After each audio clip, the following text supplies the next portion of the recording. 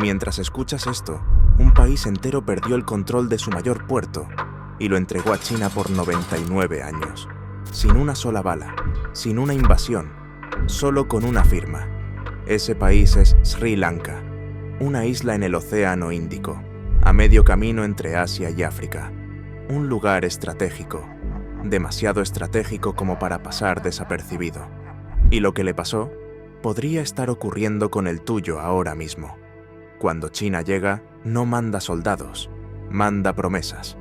Carreteras impecables, trenes veloces, puertos gigantescos. Todo parece un regalo, hasta que descubres que no era gratis.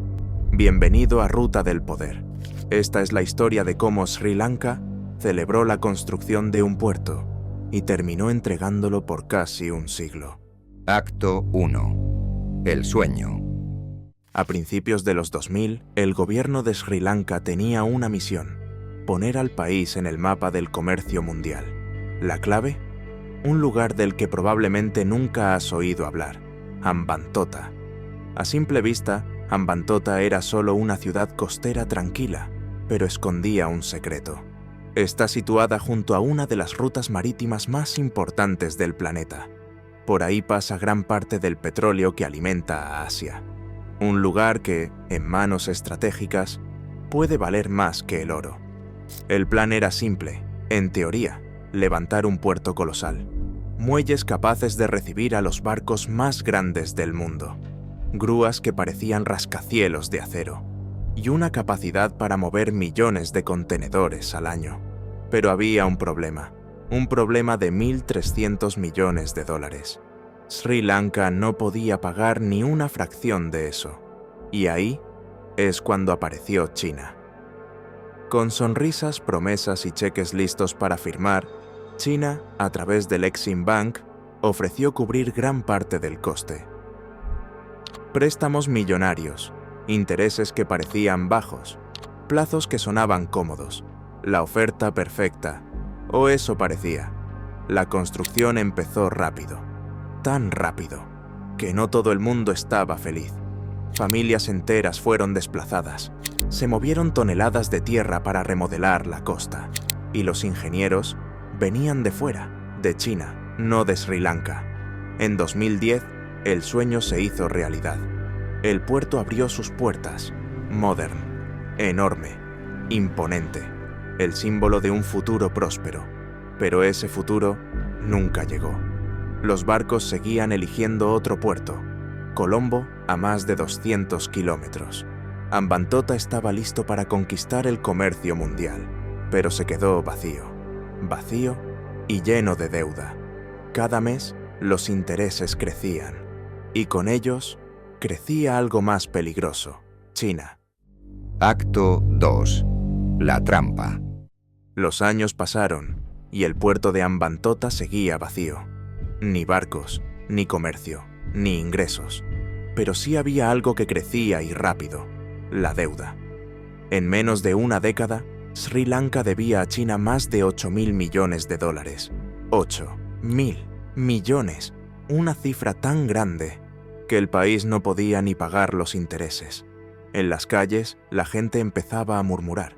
Los periódicos hablaban de un sueño que no trajo nada. Los trabajadores del puerto miraban las grúas inmóviles y se preguntaban cuánto tiempo más seguiría así. Cada mes, la factura era más alta, y cada pago empujaba a Sri Lanka más cerca del abismo. Era como llenar un cubo con agua, pero con un agujero en el fondo. Un agujero que no dejaba de crecer. En 2017, el país estaba contra las cuerdas. Las reservas de divisas se desplomaban. Importar petróleo o medicamentos era un lujo. En los mercados, los precios subían, y la gente empezaba a sentir que algo grave estaba por venir. La presión política era insoportable, y fue entonces cuando llegó la propuesta de China. Un trato que parecía un salvavidas, pero que escondía un ancla que la hundiría hasta lo más profundo. La oferta era directa: 1.120 millones de dólares a cambio de entregar el control del puerto de Hambantota y 15.000 acres de tierra alrededor. No por un año, no por 10, por 99 años. En la capital, algunos políticos lo celebraban como una victoria financiera. En las aldeas, muchos lo sentían como una derrota silenciosa.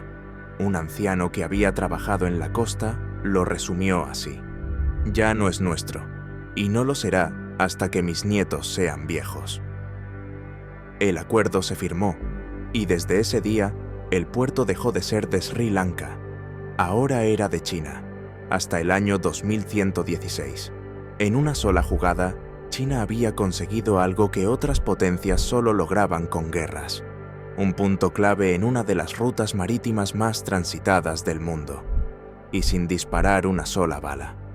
Pero Hambantota no es un caso aislado, es una pieza más del tablero. Acto 3. Las consecuencias. Con Hambantota, China no solo consiguió un puerto, consiguió un puesto de control en el Océano Índico, un ojo vigilante sobre una de las rutas marítimas más importantes del planeta. Y quizás esté haciendo actualmente algo parecido con tu país.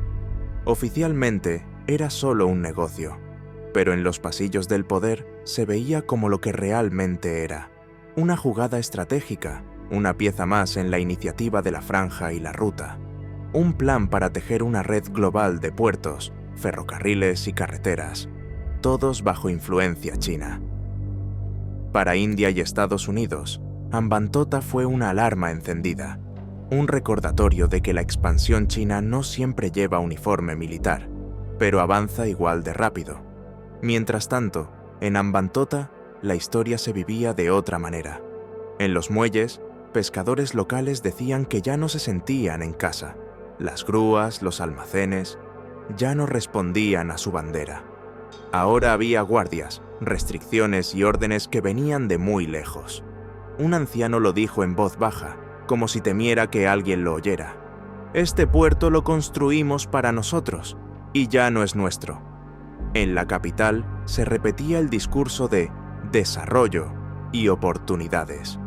Pero en las aldeas costeras, la pregunta era otra: si hemos entregado esto, ¿qué será lo próximo? Muchos analistas lo llaman trampa de la deuda. Financiar proyectos tan grandes que el país no pueda pagarlos, y cuando se ahoga, quedarse con lo más valioso. Y Hambantota no es un caso aislado. En África, en el Pacífico, en el sudeste asiático, la jugada se repite. Diferente bandera, mismo guión. Hoy, el puerto de Hambantota sigue bajo control chino, y lo seguirá hasta el año 2116. Para entonces, quienes lo vieron inaugurarse ya serán solo un recuerdo, porque cuando China llega con promesas de desarrollo, el precio puede ser mucho más alto de lo que imaginas. En el próximo episodio de Ruta del Poder, veremos cómo otra nación perdió el control de sus minas más valiosas y cómo esa jugada puede cambiar la economía mundial.